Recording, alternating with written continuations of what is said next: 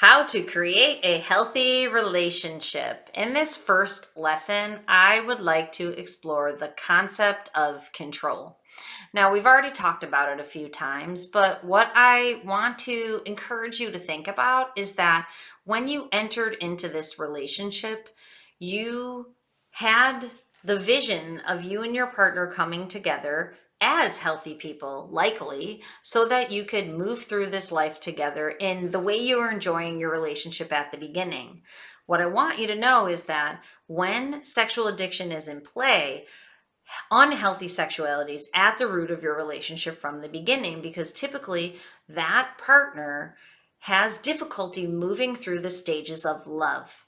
So the stages of love, basically there's three of them that move from more lust and just wanting each other physically to moving to a place where you can solve problems together and dig in and get deeper in terms of how you share things with each other by sharing experiences, sharing spirituality, your thoughts, your feelings, all of that, which then moves you to the third phase, which is really true, deep, unconditional love, which when you find yourself in this situation, as painful as it is a really wonderful way to get you to that third level where you know you've arrived at the deepest level of love that you can have for a person and you can experience from a person. Yeah, I know it's probably a positive outlook, but at the same time, it's true because you must move through these phases to really get to that third one. And so many people, especially with unhealthy sexuality, stay in the first phase forever. And so they barely get to the phase where they share things, never mind where they have each other's backs no matter what goes down. And I have thankfully had very hard opportunities where my husband and I are still working on this all the time, but it's pretty cool because one thing that I developed a long time ago when I'm working with partners is like take divorce off the table. Pretend it wasn't even an option. Of course it is, but pretend it's not even an option. What would you do now? Like if you weren't going to leave, what would you do now? What you'd do is you'd do the hard work. We talked about your 6 options. Most people don't want to stay in this homeostasis fighting, getting back to mode. What they want to do is move forward. Transformation is the greatest gift you can give yourself. So to be able to do that, you need to look at the role of control. So this is what I'm encouraging you to do. And it falls out differently in many relationships, but you have the onus of control over you. Your partner has the onus of control over him, and it cannot go back and forth. So, thinking about it this way can help you create that interdependent relationship that we know is the best, healthiest version from the science.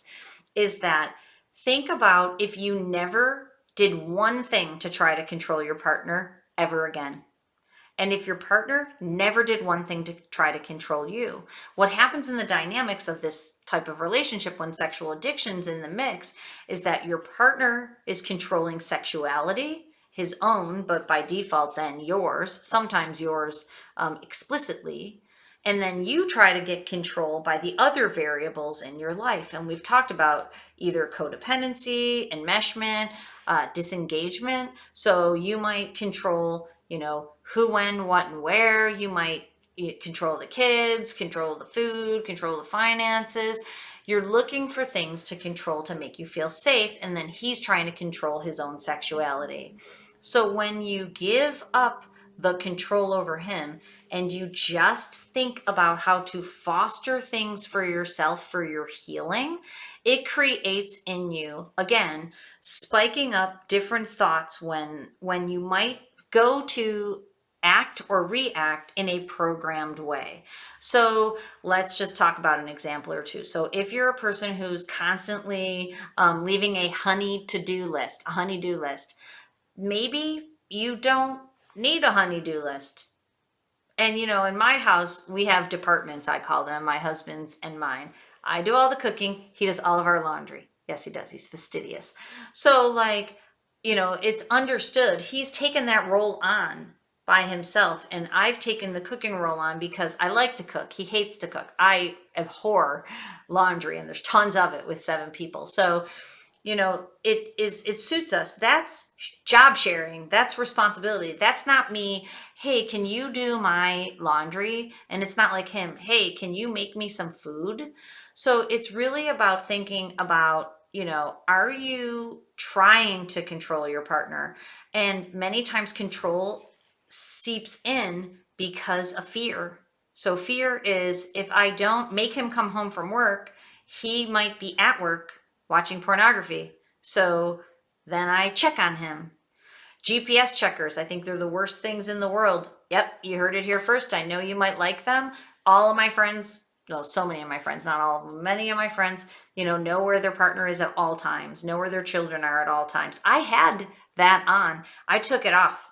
And I only have my children put it on when I need to know where they are, usually when they sleep over friends' houses because they're teenagers. I just want to make sure they're safe. And if I can't hear from them, I know where to go. So, and it's because I don't want to control them. I want them to learn how to control themselves with my support.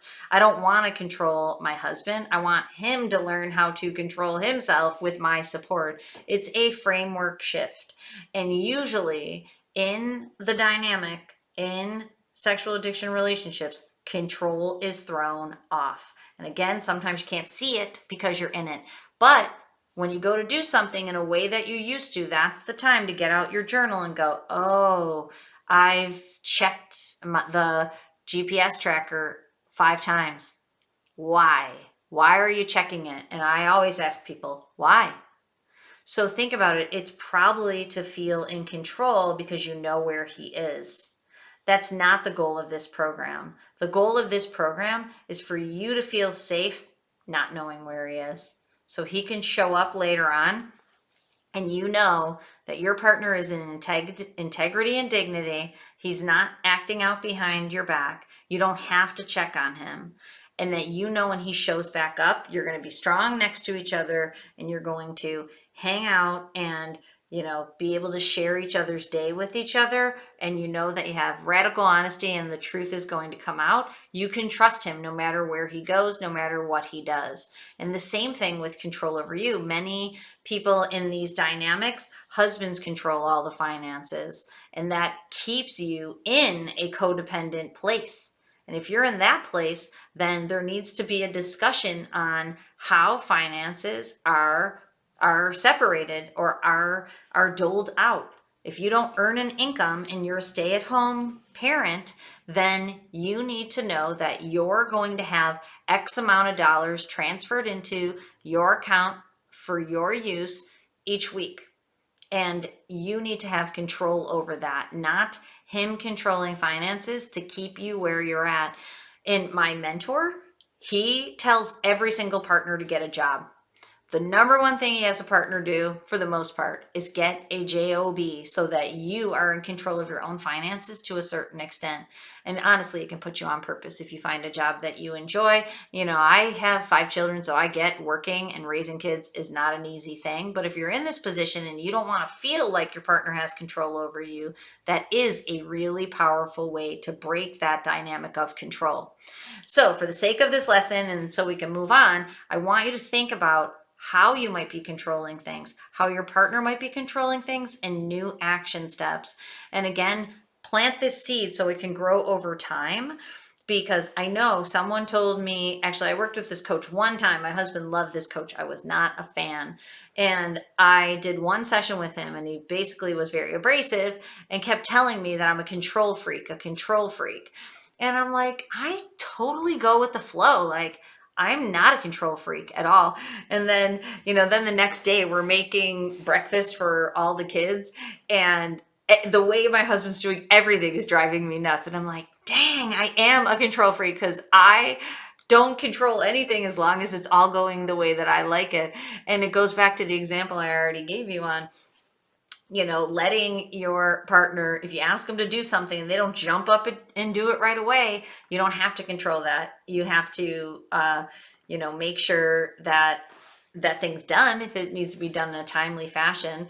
I was talking to Adria. I don't know if we recorded on the podcast, but I was telling her how, I used to pick up our kids and drop our kids off. I made it so that I never It's still kind of this way, honestly. So maybe I still am a control freak, but I made it so that I never had to have my husband do anything in terms of picking up and dropping off for the kids because he's not that reliable. And if you've met my husband, he is so sweet and he has his strengths, but being there to pick somebody up on time isn't one of them.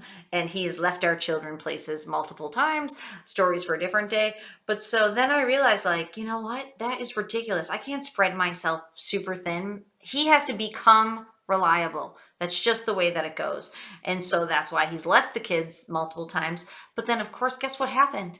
He's become amazing at being very reliable. When it comes to codependency, and this is what I was talking about, when it comes to codependency, when one partner takes on all the responsibilities and doesn't allow the other partner to, they don't have to. They never develop the skill of being a reliable partner or a reliable parent.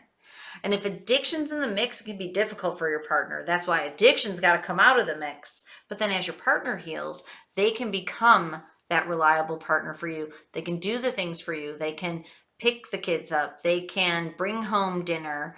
And, so it can, and I'm laughing because my husband has gotten home without dinner more times than not. But, then what he does is I'll hear him pull in and pull out. And I'm like, where's he going? I'm like, oh, forgot to pick up Fiona, or he ordered food and never picked it up. And he's in his head a lot, so that happens to him a lot. But do I freak out about that? Do I call him and go, where are you going, dude? What's up with the dinner? How'd you forget it again? That's blame, that's shame, that's going to lead us in a bad place. So if he gets the dinner and it's 15 minutes late, whatevs, right? It's okay. And so Adria said to me, so you're going to give him the opportunity to fail. I'm like, no, I'm giving him the opportunity to succeed. And this life of ours is a journey. It's not an event. And, he and I have been on this journey for 20 years. So it's given us the opportunity to move through the stages of love, from lust to, figuring out how to co-parent and to run businesses together without each one trying to grab control in the way that we do. And now we share control and we share responsibility is a better way of thinking about it. And it's amazing when you get to that point, and especially when you get to that deep point where, you have this intimacy and this understanding and you can play off of each other. It's a beautiful thing. And I would really love for you to heal your relationship and get there in your current relationship. And if your partner's not able to do that, you can have that in your next relationship. So I want you to know moving through those stages of love can be really powerful. Okay, so meet me in the next lesson, grow up your emotional maturity, and I will see you there.